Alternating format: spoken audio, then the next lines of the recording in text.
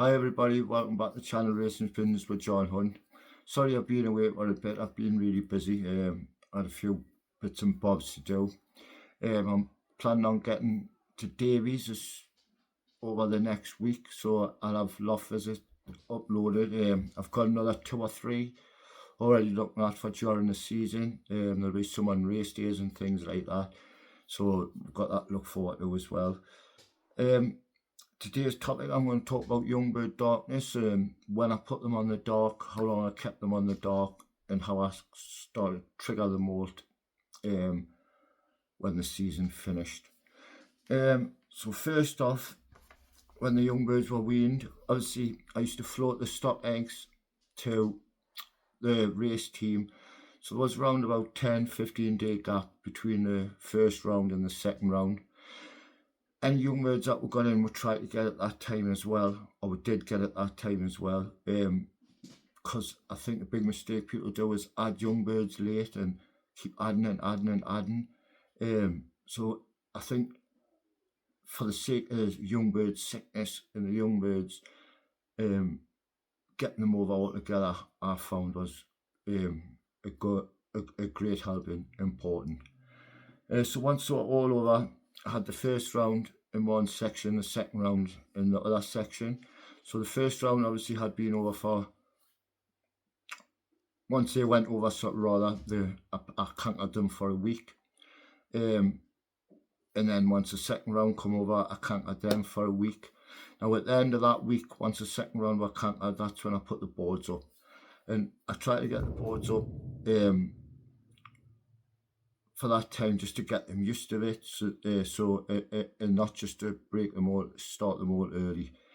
But it was a good thing for starting training early and things like that, to get them started straight away. So the boards went up roughly after the second round went over after about a week, and both rounds had been counted for stress and the likes for when they got weaned.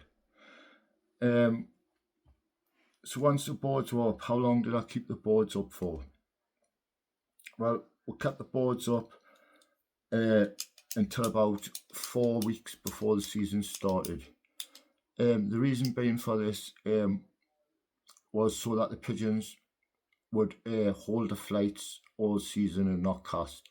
Because this one season we took them off early, we tried to take them off early, and by the third, fourth race, a lot of the pigeons started casting a flight, which we thought was a bit defeated the object. So we always left the boards on about 4 weeks before the season started. So they never started no molting due to light, because obviously once the light hours start drawing in, that's when it triggers the molt for the young birds, and that's when they'll cast a flight. So we never let that happen by keeping the boards on longer, and then they never cast a flight until the season had finished. Or very rare, we got the odd one or two, but always for the longer races, they always had the full wing and they hadn't cast. I mean, did it make a difference? We always flew good young bird all the way down. So as long as we flew a good young bird, that's always done it. But I know a lot of lads were flew in a garden with 10, 12 lofts, something like that, 3 different clubs. And a lot of the lads put them on late and took them off early, things like that, and was successful in their club. So many roads lead to Rome, as they say, but that was the way I'd done it with the boards. So once the season was over, what I'd do, I'd immediately just put them on wheat and barley for 3-4 days, and that's all they'd get. And this triggers them into the molt. You'd be surprised within a couple of days of going in, the floor will just be covered, the fellas, and it breaks them straight into the molt, to get them through the molt as quick as possible after the young bird season. I know a lot of lads don't use the boards and they just like to fly natural, but obviously for competing reasons, I like to compete with the young birds as well as old birds, and I think the darkness is very important regarding competing for averages and things like that. Just thinking anything else to do with the darkness. I know it's quite simple. For the main point I want to put across is just how long I left the boards on for recording casting.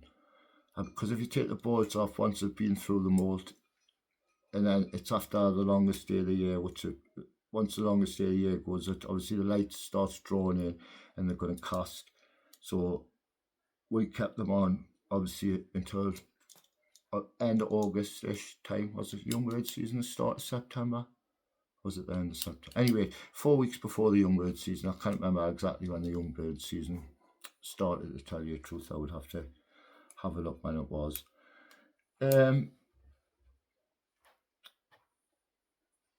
So yeah, that's about it for the yoingbird darkness. It's quite a short video because there's not a lot really you can see. If I've missed anything, please let us know. But like I say, the main thing was keeping the boards on for me for as long as possible, just to hold them all for the full season.